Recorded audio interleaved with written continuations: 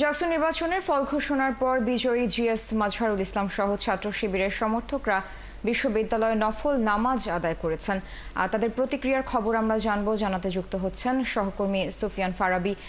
ছাত্র শিবিরের বিজয়ী জিএস সহ নবনির্বাচিতরা কি বলছেন, শিক্ষার্থীরাও বা কি বলছেন?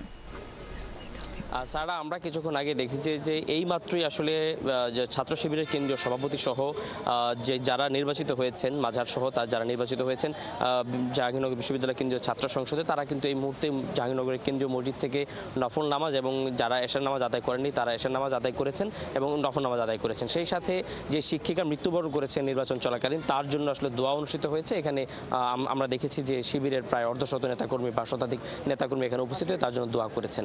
আমরা সার্বিকভাবে আসলে সারাদিন আমরা এখানে ছিলাম, আমরা দেখেছি যে নির্বাচনের ফলাফল যখন আনুষ্ঠানিকভাবে প্রকাশ করা হলো, তখন আমরা দেখেছি যে বিপি যে পদপ্রার্থী এখন বর্তমানে নির্বাচিত যেই যেতু রয়েছেন, তার সমর্থনে একটি আনন্দ মিছিল বের হয়েছে। তবে ছাত্র শিবিরের পক্ষ থেকে কোনো মিছিল বের করা হয়নি। তারা বলেছেন যে তারা আসলে এই কৃতজ্ঞতাটা আসলে আল্লাহর কাছে করতে চান, এই জন্য তারা মসজিদে এসেছেন এবং তারা নামাজ আদায় করেছেন। আমরা আসলে এই আরও বিস্তারিত জানতে আমাদের সভা প্রতিনিধি, আমাদের সহকর্মী ব্রায়ান বিন আমিন, তার সঙ্গে যুক্ত হতে চাই। সব মিলিয়ে আসলে আপনি দীর্ঘদিন ধরে এই জাকসু নির্বাচনটা কভার করছেন। নির্বাচনের যে এই তফসিল ঘোষণা হলো, আজকে নির্বাচনের আনুষ্ঠানিক ফলাফল ঘোষণা হলো, সব মিলিয়ে আসলে কেমন ছিল পরিবেশটা? নির্বাচনের তফসিল ঘোষণা থেকে শুরু করে যদি বলি, নির্বাচনে প্রথমে একটা তফসিল ঘোষণা করা হয়, বা দুইবার তফসিল তারিখ পেছানো হয়েছে, এবং নির্বাচনের তারিখ যদি বলি সেটা 3বার পেছানো হয়েছে। ফলে শুরু থেকে এই নির্বাচন কিন্তু একটা মানে শিক্ষার্থীদের মধ্যে অনাস্থা তৈরি করেছিল, আদৌ শেষ পর্যন্ত নির্বাচনটা হবে কিনা। তারপরে যখন তফসিলটা ঘোষণা হলো ফাইনালি, এরপরে যে নির্বাচনের আয়োজন, এটাও কিন্তু খুব অল্প সময় ছিল। শিক্ষার্থীরা অর্থাৎ প্রস্তুতি নেওয়ার আগেই নির্বাচন কমিশন একটা তারিখ ঘোষণা করে দেয় এবং এর মধ্যে নির্বাচন সম্পন্ন করে ফেলে তারা।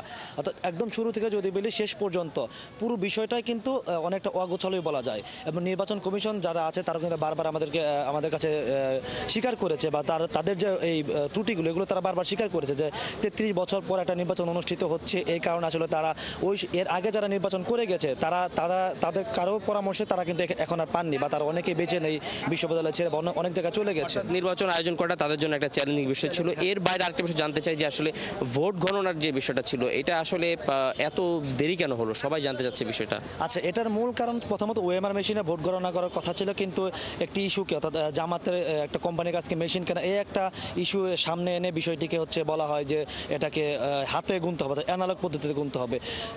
তখন কিন্তু প্রথমে একটা ছিল যে হলে যদি গুণা হতো, অর্থাৎ প্রত্যেকটা হলের ভোট যদি প্রত্যেকটা হলে গুণা হতো, সেক্ষেত্রে এত সময় লাগতো না। শুরুর দিকে অনেক শিক্ষক এই দাবিটা করেছিলেন, কিন্তু নির্বাচন কমিশন পরবর্তী সিদ্ধান্ত না জানা সবগুলো সেন্ট্রালি এনে একসাথে গণনা করা হবে এবং এই সিদ্ধান্তটা বজায় থাকে। সেই বিষয়টি আসলে আমরা শুনছিলাম যে আসলে নির্বাচন কমিশনের পক্ষ থেকে বিভিন্ন ধরনের ত্রুটি বিচ্যুতির কথা, আসলে যে দুজন নির্বাচন কমিশনার কিন্তু পদত্যাগ করেছেন, কিন্তু ত্রুটি বিচ্যুতির কথা বলা হলেও দিন শেষে আসলে শিক্ষার্থীরা কিন্তু নির্বাচনকে গ্রহণ করেছেন। এবং আমরা দেখেছি যে ক্যাম্পাসে ছাত্রদল সহ অন্য সংগঠনগুলো নির্বাচনকে বয়কট করেছে। তবে সাধারণ শিক্ষার্থীদের একটা অংশ এবং ছাত্র শিবিরের যারা সমর্থক রয়েছে এবং অন্য যারা আছে, তারা কিন্তু নির্বাচনে শেষ পর্যন্ত লড়েছেন এবং তারা কিন্তু আজকে যে তাদের বিজয়ের হাসি তারা হেসেছেন। সারা এই ছিল জাহাঙ্গীরনগরের কেন্দ্রীয় জামে মসজিদ থেকে আমার কাছে সর্বশেষ তথ্য। ফারাবি, অনেক ধন্যবাদ যুক্ত হওয়ার জন্য। দর্শক, জাকসু নির্বাচনের ফল পরবর্তী অবস্থা সম্পর্কে সবশেষ খবরাখবর জানাচ্ছিলেন সেখান থেকে সহকর্মী সুফিয়ান ফারাবি।